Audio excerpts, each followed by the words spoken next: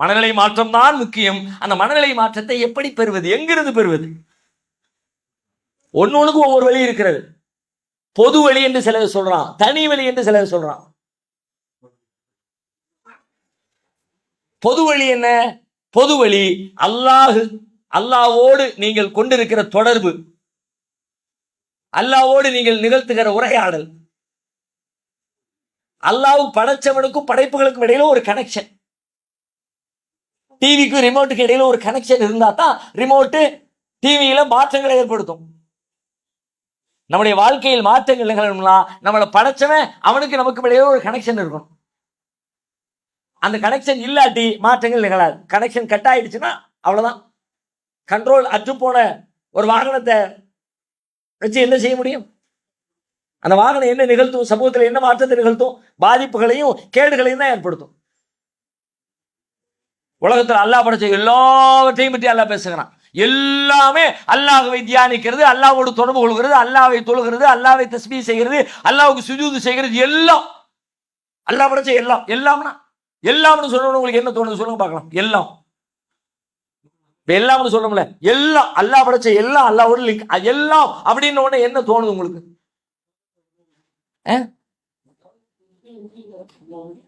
உதாரணம் சொல்லுங்களேன். எல்லாம்னு சொன்ன உடனே கற்பனை என்ன வருது? ஜீவன்கள், உயிரினங்கள், தாவரங்கள், காற்று, நீர், இப்படிதானே வருது. அப்படிதானே அனைத்தும். அதான் அனைத்தும்னு சொன்னோன்னே சூரியன் வருகிறது, சந்திரன் வருகிறது, மனிதர்கள், விலங்குகள், இப்படி வருது இல்ல.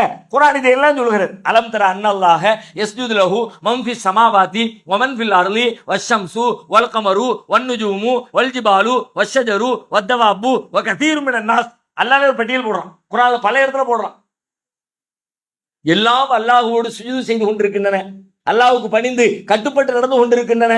வானத்தில் உள்ளவைகள், பூமியில் உள்ளவைகள், சூரியன், சந்திரன், பூச்சி இனங்கள், விலங்குகள், இப்படி ஒரு பெரிய லிஸ்ட போடுறான். இப்படி பல இடத்துல பல போடுறான். இரவை பற்றி பேசுகிறான், பகலை பற்றி பேசுகிறான், சூரியன், இப்படி ஒன்னொன்னையா பேசுறான். நிழலை பற்றி பேசுகிறான். நிழல் சுஜூது செய்கிறது. மனிதன் சுஜூது செய்யலாம், புரியுது. மனிதனிடமிருந்து வெளிப்படுகிற நிழல் இந்த இது இருக்குது, இது சுஜூது செய்யுது, இது கட்டுப்படுது. ஆனா நமக்கு உயிர் இல்லையா, உயிர் இருக்கா, நம்ம அறிவை கொண்டு புரிய முடியல.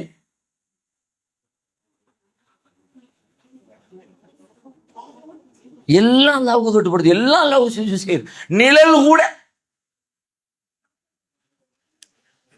அது கூட அதுல இருந்து விதிவிலக்கு பெற்றதில்லை, எல்லாமே அல்லாஹ்வுக்கு கட்டுப்படுகின்றன.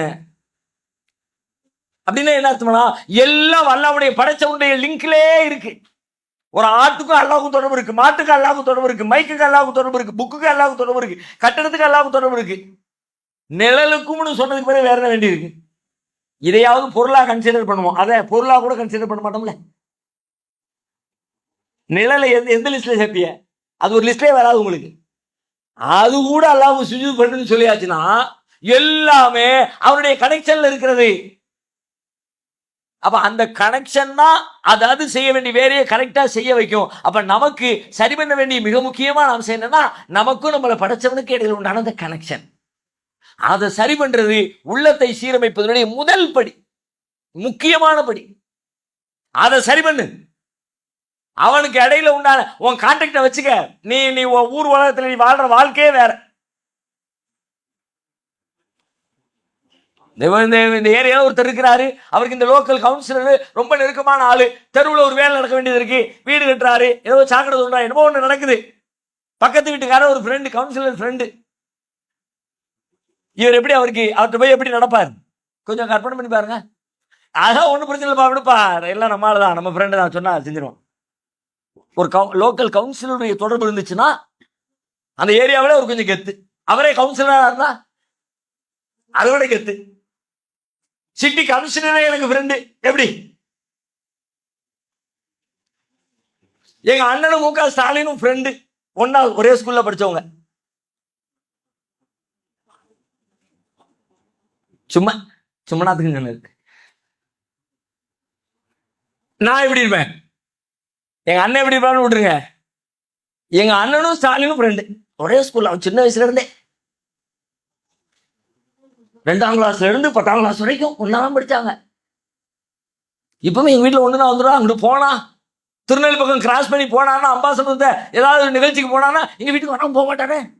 வந்து உட்காந்து வீட்டுல டீ சாப்பிட்டுட்டு எல்லா நிகழ்ச்சிக்கும் வந்துருவாரு. சின்னது பெருசுன்னு வீட்டுல எந்த ஊருக்குள்ள ஒரு ஏரியா ரவுடி ஒருத்தன் நம்மகிட்ட எப்படி ஏரியால பெரிய ரவுடி, எல்லாருக்கும் போவான், மிரட்டுமா, வைப்பா, அது பண்ணுவான், இது பண்ணுவான். நம்ம வீட்டுல வந்தா நான் எப்படி டீல் பண்ணுவேன், எங்க அண்ணன் எப்படி டீல் பண்ணுவேன். தம்பி இல்லைண்ணா சும்மா பார்த்துட்டு போலான்னு சலாம் சொல்லிட்டு போலான்னு தானே. ஏன்னா ஒரு லோக்கல் கவுன்சிலரு, ஒரு கமிஷனரு, ஒரு கலெக்டரு, ஒரு ஜட்ஜி, ஒரு முதலமைச்சர், ஒரு பிரதமர், ஒரு குடியரசுத் தலைவர், ஒரு நாட்டில் ஒரு உலகத்தில் இருக்கிற அற்பத்தில் அற்பமான இந்த பதவிகளில் இருக்கிறவங்க அவங்களுடைய தொடர்பு உனக்கு இருக்குதுன்னு சொல்லி சொன்னா உன்னுடைய செயல் திறனே மாறுகிறது, உன் ஆற்றல் மாறுகிறது, உன் பார்வை மாறுகிறது, பேச்சு மாறுகிறது, அதில் ஒரு தைரியம், ஒரு தன்னம்பிக்கை, ஒரு துணிச்சல் வெளிப்படுகிறது என்று சொன்னால் உலகத்தை எல்லாம் படைச்சாளுகிற ரப்புல் ஆலமீன் உனக்கு நெருக்கமானவன், டெய்லி அவனோடு பேசுவேன், எதுவா இருந்தாலும் நேரடி கனெக்ஷன் அப்படின்னு சொன்னா நீ எப்படி இருப்ப? இப்ப நம்ம யாருமே அப்படி இல்லை. அப்படி ஒருத்தனோட லிங்க் உள்ளவன் எப்படி இருப்பான்? அப்படி இல்லை. இப்ப ரசூலுல்லாஹ் அப்படி இருந்தார்கள், சஹாபாக்கள் அப்படி இருந்தார்கள், நபிமார்கள் அப்படி இருந்தார்கள். இருக்கதான் செய்வாங்க. அவங்க ஃப்ரெண்டு யாரு? அல்லாஹ் வச்சு ஏதாவது ஒண்ணுனா டக்குன்னு ரசூலுல்லாஹ் ஏதாவது பஞ்சாயத்து, இப்ப நமக்கு ஏதாவது ஒரு பஞ்சாயத்து தெரிஞ்சவரை கூப்பிட்டு உடனே போன் போட்டு நேரில் போய் உட்காந்து ஸ்டாலின் பேசி அவங்கள்ட்ட பேசி இவங்கள்ட்ட பண்றோம்ல. இப்ப ரசூலுல்லாஹ்வுக்கு ஒரு பஞ்சாயத்து.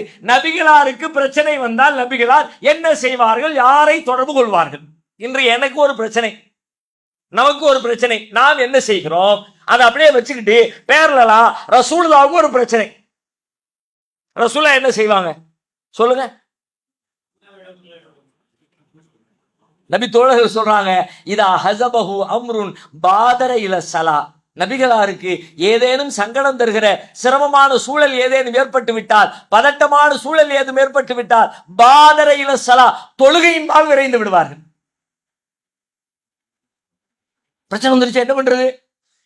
இப்பவே தொழுதுகிட்டு இருந்தா கதைக்காகுமா? நம்ம பேசுவோம், அப்பம்லாம் சொல்ல முடியுமா பஞ்சாயத்து நேரத்துல?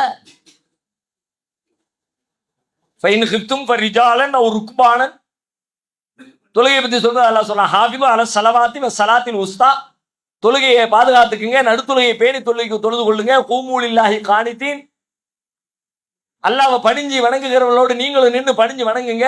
ஃபைன் ஹிப்தும் ஃபரிஜாலன் அவ் ருக்பானன், ஒரு பயமான நெருக்கடியான சூழலா இருந்தா நடந்துகிட்டே நாளும் பிரச்சனை இல்லை, வாகனத்தினே நாளும் பிரச்சனை இல்லை, என்ன செய்யணுமா? நடந்துகிட்டே நாளும் திங்கணுமா? நடந்துகிட்டே நாளும் தொழுகணுமா? நடந்து தொழுகையை பத்தி என்னைக்காவது வச்சிருக்குமா? நீங்கள் பயந்தால் வாகனம் வண்டி புடிச்சு வண்டியில ஏறி உட்கார்ந்தாச்சு, ஏறி உட்கார்ந்தாலும் நீ கனெக்ஷன் விட்டு அங்க போடு மனுவே, ஓடிக்கிட்டே தொழு, ஓடும் பொழுது தொழு, நடக்கும் பொழுது தொழு. நீ தொழுகனா என்னவோ அல்லாஹ்வுக்கு செஞ்சு கொடுக்குற காரியமா நினைச்சுக்கிட்டா, அது இல்ல. உன் பிரச்சனைக்கு சொல்யூஷன் கேட்கிற அவன்கிட்ட இருந்து சொல்யூஷன் தான் ரொம்ப ஈஸி. நீனா அந்த பிரச்சனையை முட்டி மோதி சரி பண்றது ரொம்ப கஷ்டம். அவன் பிரச்சனையை தீர்வு பண்ண நினைச்சா, ஏன்னா வர்ற பிரச்சனை, வர்ற துன்பம், வர்ற நன்மை எல்லாமே அங்கிருந்து தானே வருது, அவன் தானே கொடுக்குறான், அவன் ஏற்பாடு தானே. நீனா முட்டி மோதி அவன் கொடுத்தத அங்கிருந்து நீ தப்பிக்க நினைச்சா? ஒரு வீட்டுக்கு போறீங்க, பெரிய வீடுங்க, பிரம்மாண்டமான மாளிகை, அந்த மாளிகையை பாதுகாக்கிறக்காண்டி வீட்டை சுத்தி ஒரு 4 கருப்பு நாய்களை விட்டுருக்கிறான். ராஜபாளைய நாய் அப்படியே திம்மு திம்முன்னு வளர்ந்து நிக்குது. காலையில சாயங்காலமும் மாட்டுக்கறியா எலும்பா வாங்கி போட்டு வாயை வச்சுட்டா 1.5 கிலோ தொடக்கறி அத்துரும், அப்படி இருக்குது. உருன்னு வீட்டை பாதுகாத்துக்கிட்டு இருக்குது. அப்படி உள்ளுக்குள்ள ஒரு ஜீவன் இருக்கிறது தெரியாம படக்குன்னு கதவு வந்து காலத்துக்கு உள்ள வச்சுட்டிய. வந்துச்சு பாருங்க கருப்பு, 4ஆம் பக்கத்துல இருந்து எப்படி இருந்திருக்கும் அப்படி கற்பனை பண்ணுங்க. அப்படியே கால் பெருவிரல் நுனியில இருந்து மேல ஏறும், என்னமோ என்னது இறந்து அப்படியே உள்ள பாஞ்சு வருது. அது பாய்கிற அதே நேரத்துல இப்ப பாய்கிற நாயிடம் இருந்து உங்களை நீங்க காப்பாற்றணும். வீட்டுக்குள்ள உங்களுக்கு தெரிஞ்சவர் இருக்காரு, உங்க ஃப்ரெண்ட் இருக்காரு, நீங்க யாரை பார்க்க வேண்டியது அவர் இருக்கார், உங்க உறவுக்காரர் இருக்கிறார், அவர் மேல மாடியில் நிற்கிறார், நாய் மொத்தமும் பாயுது. நீங்க என்ன பண்றீங்க? நாய் என்ன பெரிய நாய், நாம் பார்க்காத நாய, ஒன்ட்ட என்ன பல்லு இருக்கு, அதை விட பெரும்பல் ஏன்ட்ட இருக்குது அப்படின்னு நாயோட சண்டை போடுவீங்களா? வரட்டும் பாத்துருவோம். திப்பு சுல்தான் புலியோடு சண்டை போட்டாராம். தீரர் திப்பு, நான் நாயோடு சண்டை போட மாட்டேனா அப்படின்னு நாயோடு மனு கட்டுவீங்களா? என்னத்தை மண்ணு கட்டுனாலும் நீங்க நாயை ஜெயிச்சிருந்தா முடியுமா? நடக்க போறது இல்லை. அரை மணி நேரம் ஆச்சுன்னா இருக்கிறது எல்லாம் காலியாகி எலும்பு அது தின்னது போக வயிறு நிறைஞ்சிச்சு, இனிமே திங்கிற ஒண்ணுமில்ல பிறகு பார்த்தவங்க போட்டு போனா உண்டு. இல்லாட்டி நாளும் திங்கிற தீவனத்துக்கு அடிச்சு வரைக்கும் ஒண்ணும் இல்லாம ஆக்கியிருக்கும். இப்போ அதுல இருந்து தப்பிப்பதற்கு ஒரு எளிய வழி உங்களுக்கு இருக்கிறது. ரொம்ப சிம்பிளா, அப்ப பாய்கிற நேரத்துல மேல ஓனர் நிக்கிறார், நாய்களின் எஜமானர் இருக்கிறார். இந்த மேல இருக்கிற எஜமானரை கூப்பிட்டு வேற ஒண்ணும் தேவையில்லை, அவன் அங்கிருந்து பார்த்தா போதும், அவனுடைய கவனம் அட்டென்ஷன் வந்துட்டா போதும். அங்கதான் ஒரு என்னமோ பேர் வச்சிருப்பாங்களே, நாய் வளர்க்குறவங்களும் அப்படித்தானே பேசுவாங்க, இங்கிலீஷ்ல தான் பேர் வைக்கணும். ஐ ஜாக்கி, ஐ பிளாக்கி, ஐ ஒயிட்டி, அப்படி அப்படி தூக்கின மாதிரியே அப்படியே நிக்கி நாய். ரொம்ப சிம்பிளா இருக்கு. நான் மல்லு கட்டி இருந்தா நான் இந்த நாயிட்ட இருந்து தப்பிக்கிற 4 நாயிட்டு நான் போராட நினைச்சா என்ன மிஞ்சும்? ஒண்ணு மிஞ்சாது. ஆனா அங்க இருந்து அவரு ஐ டாமி, ஐ பிளாக்கி அப்படின்னு ஒத்த வார்த்தை கொடுத்தாருன்னா மொத்தமும் சைலண்ட். அதாவது அது வேலை பார்க்கு.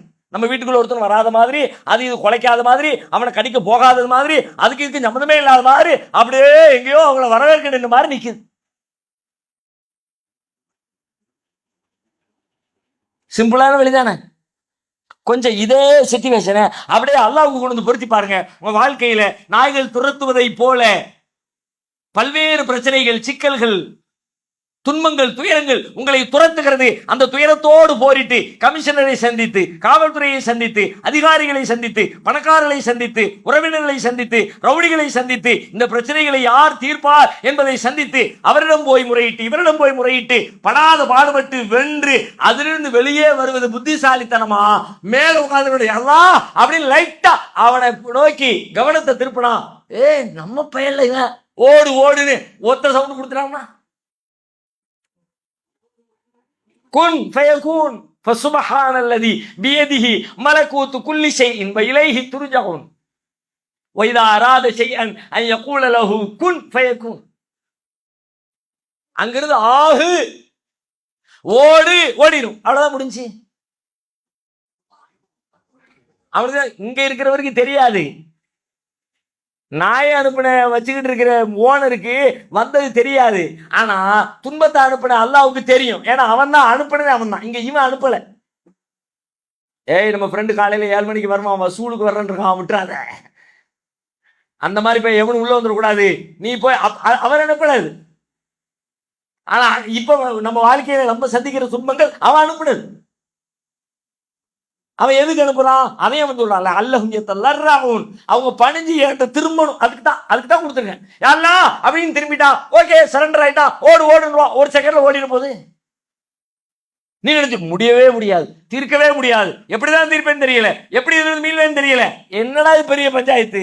படைச்சவன் சொல்றான், யாரெல்லாம் கையேந்து வேலையை முடிச்சுடா. வைதா சாலக இபாதி அன்னி, என்னை பற்றி என் அடியார்கள் உம்மிடத்திலே கேட்டால் ஃபைன்னி கரீப், நான் அருகிலே இருக்கிறேன். உஜீபு தஅவத தாஇ இதா தஆன், அழைப்பவரின் அழைப்புக்கு பதில் சொல்லுகிறேன். இவர் கூட சில நேரத்தில் தூங்கிடலாம், காலிங் பெல் போட்டு அடிக்கணும். ஒருவேளை ஆள் வீட்டுல இல்லாம போயிடுவான். ஐயோ இப்ப பார்க்க எங்க போனான்னு தெரியலையே, பதறணும். அதாங்க எம்டி பிளேஸே கிடையாது. அல்லாஹ்வுடைய அரிசி ஃபுல் டைம். குல்ல யௌமின் ஹுவ ஃபீ ஷஅன், எல்லா நாளும் ஒர்க்கிங் டே தான் அல்லாஹ்வுக்கு. சண்டே ஹாலிடே பேச்சுக்கே இடம் கிடையாது. குல்ல யௌமின் ஹுவ ஃபீ ஷஅன், எல்லா நாளும் எல்லா நேரமும். அப்ப அல்லாஹ்வுடைய தொடர்பை பசுமைப்படுத்துறது தான் நம்முடைய உள்ளத்தை பண்படுத்துறதுல மிக முக்கியமான வழி ஒவ்வொரு நாளும் பசுமப்படுத்திக்கிட்டே இருக்கணும், பரிசுத்தப்படுத்திக்கிட்டே இருக்கணும். அது அழுக்காகிக்கிட்டே இருக்குது, மீண்டும் மீண்டும் அதை நீங்க கழுவி கழுவி சுத்தப்படுத்திக்கிட்டே இருக்கணும். அந்த சுத்தப்படுத்துகிற இறை தொடர்புக்காக அல்லாஹ் நமக்கு வழங்கி இருக்கிற பெரும் பரிசு தான் தொழுகை என்கிற பரிசு. தொழுகை கடமை. இந்த வார்த்தையெல்லாம் சிலது மாற்ற வேண்டியது இருக்கு. சில வார்த்தைகள் நம்முடைய வாழ்க்கையில் நிறைய மாற்றங்களை, மனநிலை மாற்றங்களை, வாழ்க்கை மாற்றங்களை ஏற்படுத்தியிருக்கு. இந்த கடமைன்னு சொல்லையெல்லாம் நம்ம சொல்லவே கூடாது. கடமைன்னு சொன்ன உடனே நம்ம மூளை இயல்பாகவே அதை எப்படி புரிஞ்சு வச்சிருக்கு தெரியுமா? கடமை அப்படின்னா அது நமக்கு ஒரு சுமை, செஞ்சுதான் ஆகணும். நம்ம செய்யாம யாரு செய்வா? வேற வழியே இல்லை, செஞ்சுதான் ஆகணும். அந்த கடமை உங்களுடைய சுதந்திரத்தை பறிச்சிருது. நம்ம ஃப்ரீயா இருக்கலாம், ஜாலியா சுத்தலாம், நீச்சல் குளத்துல நீச்சல் அடிக்கலாம். ஆனால் நம்முடைய கடமை இருக்குதே, கடமையை கண்ணும் கருத்துமா செஞ்சு முடிக்கணுமே. அந்த கடமை என்று வருகிற பொழுது கடமையின் காரணமாக சுதந்திரமாக இருக்க முடியவில்லை, கடமையின் காரணமாக சுகமாக இருக்க முடியவில்லை, கடமையின் காரணமாக சிரமத்தை நான் தூக்கிக் கொள்கிறேன். கடமை என்கிற சொல், ஆனா உண்மையில இந்த கடமை என்கிற சொல் அப்படிப்பட்டதல்ல. நம்முடைய சிரமத்தை குறைப்பதற்கு, நம்முடைய சுதந்திரத்தை அதிகப்படுத்துவதற்கு, நம்முடைய வாழ்வை எளிமைப்படுத்துவதற்கு, நமக்கும் நம்மை படைத்த இறைவனுக்கும் இடையிலே உண்டான தொடர்பை பரிசுத்தப்படுத்தி உள்ளத்தை மேம்படுத்தி பக்குவப்படுத்துவதற்காக அல்லாஹ் வழங்கி இருக்கிற பேர் அருள், பெரிய கிஃப்ட். தொழுகைங்கிறது கிஃப்ட், அது ஒரு அருள், அது ஒரு பரிசு. தொழுகையை பத்தி பேசும்போது தொழுகைங்கிற பரிசை நிறைவேற்ற போனேன், கடமையை நிறைவேற்றிட்டு வந்துட்டேன் அப்படி இல்லை. தொழுகை என்கிற பரிசை பெற போனேன். பெறுதல் அது கொடுத்தல் அல்ல.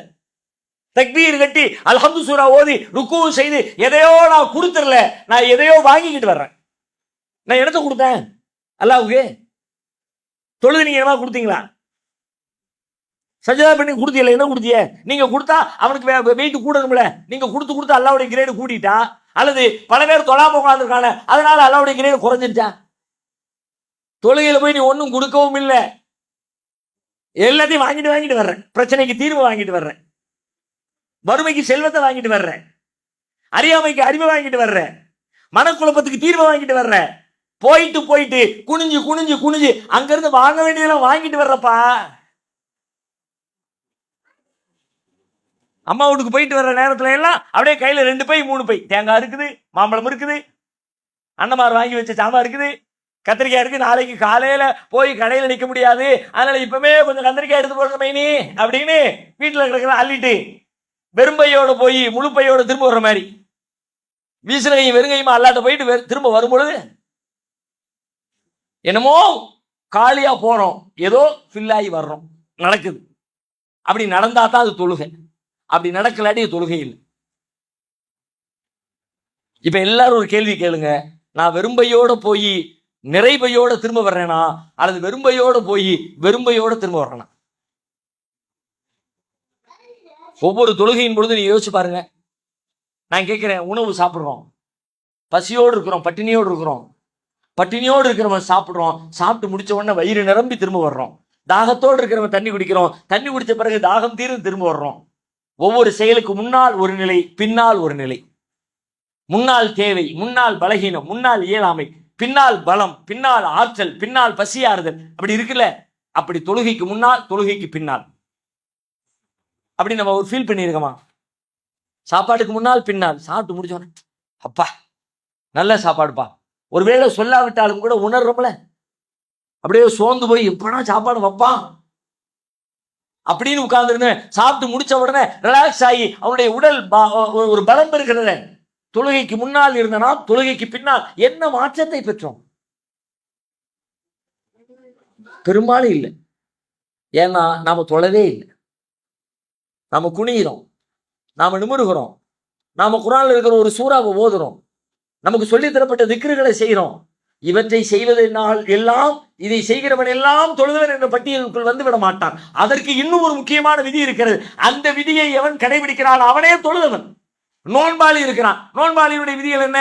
அவன் பகல் பொழுதிலே தண்ணீர் இருந்த மாட்டான், பகல் பொழுதிலே உணவு சாப்பிட மாட்டான், பகல் பொழுதிலே மனைவி அருகில் இருந்தால் கூட குடும்ப வாழ்க்கையில் ஈடுபட மாட்டான். 3 தானே முக்கியமான விதிகள். ஒரு தனியான காட்டுக்குள்ள மாட்டிக்கிட்டீங்க, கடுமையான பசி, கடுமையான தாகம், அதை தீர்த்து விட வேண்டும் என்று நினைக்கிறீர்கள். ஆனால் காலையிலிருந்து மாலை வரை உங்களுக்கு தண்ணீர் குடிப்பதற்கு தண்ணீர் கிடைக்கவில்லை, உண்பதற்கு உணவு கிடைப்பதில்லை, உறவு கொள்வதற்கு மனைவியும் அருகில் இல்லை. இந்த நிலையில சூரியன் உதித்ததிலிருந்து சூரியன் மறைகிற வரைக்கும் பட்டினியோடு தாகத்தோடு கிடந்த நீங்கள் நோன்பாளிகள் என்ற பட்டியலை அந்த இடத்திற்குள்ள நீங்கள் போக முடியுமா? அந்த லிஸ்டுக்குள்ள நீங்க வருவீங்களா? நீ ரொம்ப பெருசா நோம்பு வச்சேன், நான் தான் நோம்பு வச்சேன் சொல்ல முடியுமா? அவனுக்கு பேர் என்ன? பட்டினி கிடந்தான். அதே வேலையை செய்த இவனுக்கு பேர் என்ன? நோன்பு வைத்தான். ரெண்டு பேரும் ஒரே வேலையை தான் செஞ்சாங்க. அதை தாண்டி இவனுடைய உள்ளத்துல வேற ஒரு வேலை நடந்திருக்கு. உடல்ல நடந்த வேலை ரெண்டும் ஒண்ணுதான், ஆனா உள்ளத்துல நடந்த வேலை ஒண்ணு. அந்த உள்ளத்தின் வேலை தான் நோன்பா நோன்பில்லையா என்பதை தீர்மானிக்கிறது. அதே போலத்தான் தொழுகையிலே உள்ளத்தின் வேலை தான் தொழுகையா தொழுகை இல்லையா என்பதை தீர்மானிக்கவே தவிர உங்களின் புற செயல்கள் தொழுகையா தொழுகை இல்லையா தீர்மானிக்காது. இதை நான் சொல்லல, அல்லாஹ் குர்ஆன்ல சொல்றான். அருமையான ஒரு வரலாற்று செய்தி. மூசா அலைஹிஸ்ஸலாத்தினுடைய மதியன்ல இருந்து எகிப்தை நோக்கி போற பயணத்தை பத்தி குர்ஆன் பேசுது. அந்த பயணத்துக்கு இடைவெளியில தான் மூசா நபி அல்லாஹ்விடத்துல தூதராக தேர்வு செய்யப்படுறாங்க. மனைவியோட போய்கிட்டு இருக்கிறாங்க. ஏமா கொஞ்சம் ஒரு தூரத்துல இருட்டா இருக்காங்க, கொஞ்சம் வெளிச்சம் தெரியுது, ஏதோ நெருப்பு மாதிரி இருக்குது, ஏதாவது இந்த தீப்பந்தம் ஏதாவது இருந்துச்சுன்னா பிடிச்சிக்கிட்டு போகலாம் தானே, கொஞ்சம் வெயிட் பண்ணி நான் போயிட்டு வரேன்னு சொல்லிட்டு போறாங்க. போனா அந்த பள்ளத்தாக்கு தூர்சினா மலைக்கு பக்கத்துல வந்துடுறாங்க. வந்தோடனே அங்கிருந்து ஒரு சப்தம் கேட்கிறது. அந்த சப்தம் என்ன சொல்கிறது? யா மூசா இன்னி அன ரப்புக், மூசாவே நான் தான் உன் இறைவன், ஃபஹலா நஅலைக்க உம்முடைய காலணிகளை கலட்டுவீராக, இன்னக பில் வாதில் முகத்தசி துவா நீர் தூய்மையான துவா என்கிற பள்ளத்தாக்கில் இருக்கிறீர், வ அனஹ்தர்துக உன்னை நான் தூதராக தேர்வு செய்து விட்டேன், ஃபஸ்தமிஉ லிமா யூஹா நான் சொல்பவற்றை கவனமாக கேட்பீராக சொல்லிட்டு அடுத்து திரும்ப ஆரம்பிக்கிறான். இந்த வாக்கிய அமைப்பை உண்மையில நீங்க நல்ல ஆழமா உணர்ந்து உள்வாங்கணும் அப்படின்னா அரபி மொழி தெரிஞ்சிருக்கணும். தமிழ்ல சொல்லும்போது கூட அதனுடைய கம்பீரத்தோட வெளிப்படுத்த முடியல, புரிய வைக்க முடியுதே தவிர அதனுடைய கம்பீரத்தோட உள்வாங்கணும் அப்படின்னா அந்த மொழி நடையோட சேர்ந்து யாரால் வாசிக்க முடியுதோ சில இலக்கிய சுவைகளை அந்த மொழியிலிருந்து தான் அடைய முடியும். சில கவிதைகள் இருக்கிறது, அந்த கவிதைகளை வேற மொழிகள்ல மொழிபெயர்த்தீங்கன்னு வச்சுங்க ஆக சப்பையா தெரியும். தமிழ் மொழியில அற்புதமா இருக்கும் வாசிக்கிறதுக்கும் கேட்பதற்கும் அதனுடைய மொழி நயமெல்லாம். வேற மொழியில மாத்தி படிச்சா ஏதோ ஒரு உரைநடை கட்டுரை மாதிரி இருக்கும். அந்த மாதிரி இதுல இருக்கிற இந்த சொற்களை அதை அப்படியே உள்வாங்கணும், அதனுடைய அந்த கம்பீரத்தோட நீங்க புரியணும்னு சொன்னா நீங்கள் அரபியை கற்றால் மட்டும்தான் அந்த மொழியிலிருந்து உள்வாங்க முடியும். அப்படி ஒரு கம்பீரமான ஒரு சொற்களை உடையது. படைத்த இறைவனே பேசுகிறான், நான் உன்னை தூதராக தேர்வு செய்து விட்டேன், நான் சொல்வதை கவனமாக கேள் அப்படின்னு சொல்லிட்டு அல்லாஹ் ஆரம்பிக்கிறான், தன்னுடைய அறிவிப்பை ஆரம்பிக்கிறான். இன்னனி அல்லாஹ் நான் தான் அல்லாஹ். கொஞ்சம் யோசிச்சு பாருங்க, ஒரு ஆளை கூப்பிட்டு அல்லாவே பேசுறான், நான் தான் அல்லாஹ், அல்லாவுடைய குரலே வருகிறதுனா அந்த இடம், அந்த சூழல், அந்த மனிதனுடைய மனநிலை எப்படி இருக்குன்னு யோசிச்சு பாருங்க. இன்னனி அல்லாஹ் நான் தான் அல்லாஹ், லா இலாஹ இல்லா அன என்னை தவிர வணக்கத்திற்குரியவர் எவரும் இல்லை, ஃபஅபுதுனி என்னையே நீங்கள் வணங்குங்கள், வ அகிமிஸ் ஸலாத்த லிذிக்ரி என்னை நினைப்பதற்காக திக்ரு செய்வதற்காக நீங்கள் தொழுகையை நிலைநாட்டுங்கள். இப்ப இந்த வாக்கியம் தான் நம்முடைய கவனத்திற்குரிய வாக்கியம். அகிமிஸ் ஸலாத்த லிذிக்ரி என்னை நினைப்பதற்காக நீங்கள் தொழுகையை நிலைநாட்டுங்கள். ஒவ்வொரு செயலையும் செய்யறதுக்கு உடம்புல ஒரு உறுப்பு இருக்கிறது. பார்க்கிறதுக்கு எந்த உறுப்பை கொண்டு பார்க்கிறோம்? கண்ணை கொண்டு பார்க்கிறோமா? Very good, super. கேட்கறதுக்கு காதை கொண்டு கேட்கிறோம், பிடிக்கிறதுக்கு கையை கொண்டு பிடிக்கிறோம், நடக்கிறதுக்கு காலை கொண்டு நடக்கிறோம். ஒவ்வொரு செயலை செய்வதற்கு, ஒவ்வொன்றை விளங்கிக் கொள்வதற்கு ஒவ்வொரு வகையான உறுப்பு பயன்படுதுல. இப்போ நினைத்தல் என்கிற செயலை செய்வது எந்த உறுப்பை கொண்டு? உள்ளத்தை கொண்டுதானே. இப்ப அல்லாஹ் சொல்றான், அகிமிஸ் ஸலாத்த லிذிக்ரி என்ன நினைக்கிறதுக்காக நீ தொழு அப்படின்னா தொழுகிறது நினைப்பலதான் இருக்கிறது. அதுக்காக வேண்டி இது இல்லைன்னு அர்த்தம் இல்லை, குனிகிறதுல இல்ல, சஜிதாவில் இல்ல, தக்பீர்ல இல்லைன்னு அர்த்தம் இல்லை. அதுவெல்லாம் அதனுடைய புற செயல்கள், அதனுடைய வெளிப்பாடு, அதுல இருந்து வெளிப்படக்கூடிய அம்சங்கள் இவை. ஆனால் பிரதானமான தொழுகை எது அப்படின்னு கேட்டா லிذிக்ர், அல்லது உள்ளம் தான் தொழுகை. உள்ளத்தால் தான் தொழ முடியும். உடம்பே இல்லாட்டி கூட தொழ முடியும், உள்ளமே இல்லாட்டி தொழ முடியாது. உடம்பே இல்லாட்டி தொழ முடியும். கை இல்ல ஒருத்தர் தொழ முடியுமா? முடியாதா? கால் இல்லாதவர் தொழ முடியுமா? முடியாதா? நிக்க முடியாத, நிக்கத்தாம முடியாது, தொழ முடியும். சஜிதா செய்ய முடியாத தொழ முடியும். அத்தையாத்துல உட்கார முடியாத தொழ முடியும். அது எப்படி? இதான தொழுக.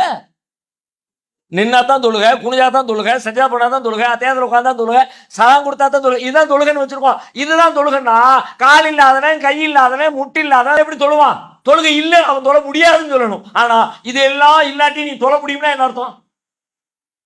தொழுகை இது இல்லப்பா, உள்ளத்துல உள்ள அவன் கல்வியின் எண்ணங்கள் தான் தொழுகை.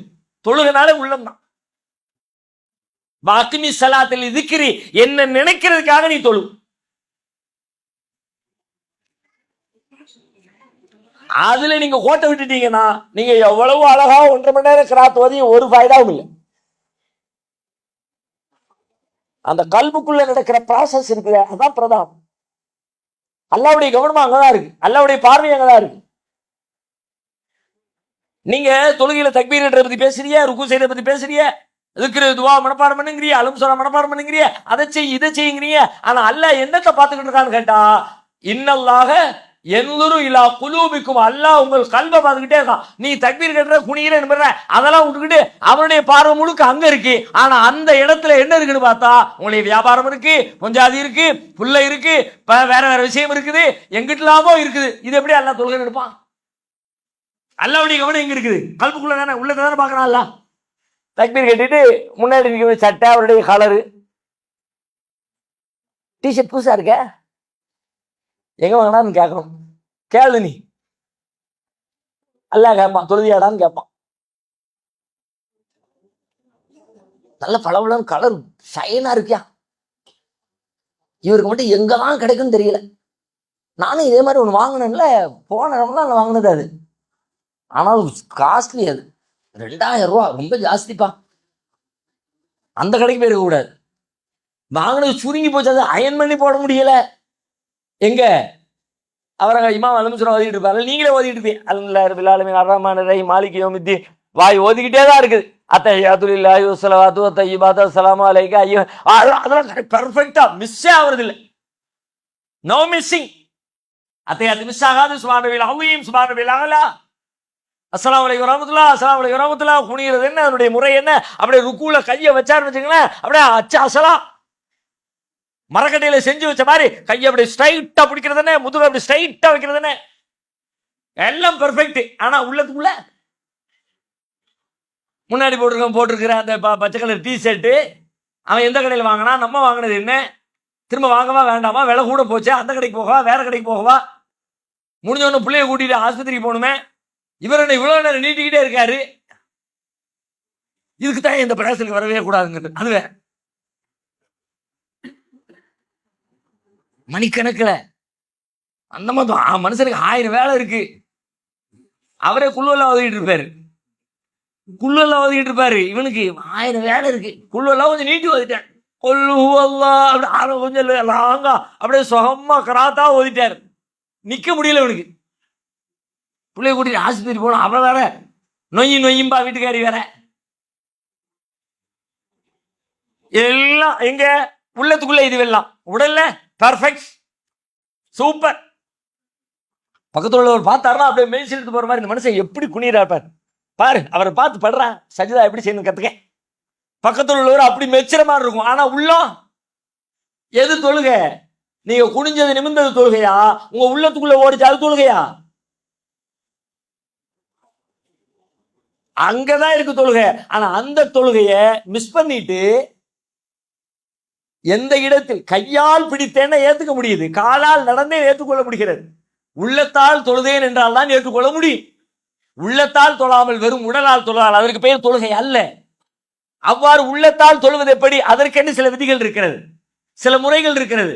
அந்த உள்ளத்தால் தொழுகிற தொழுகையை எவன் கற்றுக்கொண்டானோ அவன் தொழுது முடிச்சுட்டு வந்த உடனே நல்ல சூப்பரா பிரியாணி சாப்பிட்டு வந்த உடனே சாப்பிட்ட ஃபீல் வருதுல, வயிறு நிறைஞ்சிருச்சு, உடம்பு தெம்பாயிருச்சு, முதுகு ஸ்ட்ரைட் ஆயிடுச்சு, அடுத்த வேலைக்கு தயாராயிட்டேன், அந்த மாதிரி அதுக்கு முன்னாடி இல்லாத ஏதோ ஒண்ணு அதுக்கு பின்னாடி சேரும்.